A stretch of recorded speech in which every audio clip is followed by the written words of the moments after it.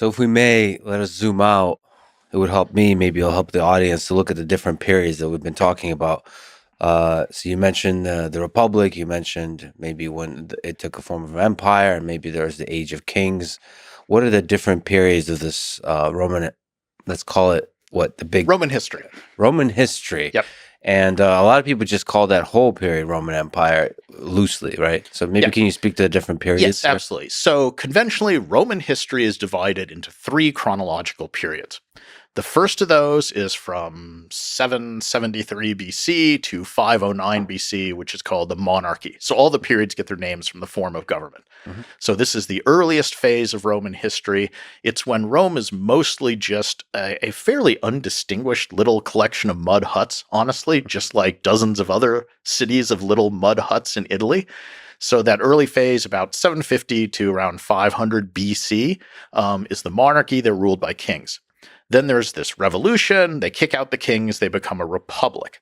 That lasts from 500 BC roughly to about either 31 or 27 BC, depending what date you pick is most important, but about 500 years. And the republic is when they have a republican form of government.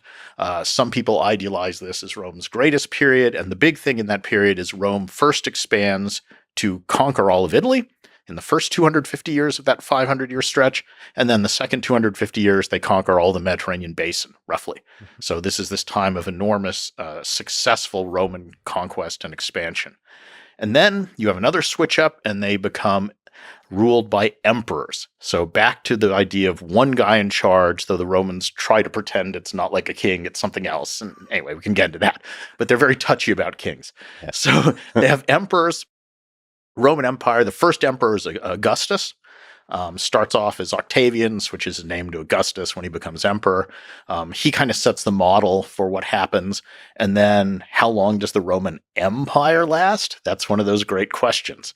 The conventional answer is usually sometime in the 5th century, so the 400s AD, so about another 500 years, let's say. So nice kind of even division. 500 years of republic, 500 years of empire, but you can make very good cases for lots of other dates for the end of the Roman Empire. I actually think it goes all the way through the end of the Byzantine Empire in 1453, so another 1,500 years, but that's a whole nother discussion. But so that's your 3 phases of Roman history.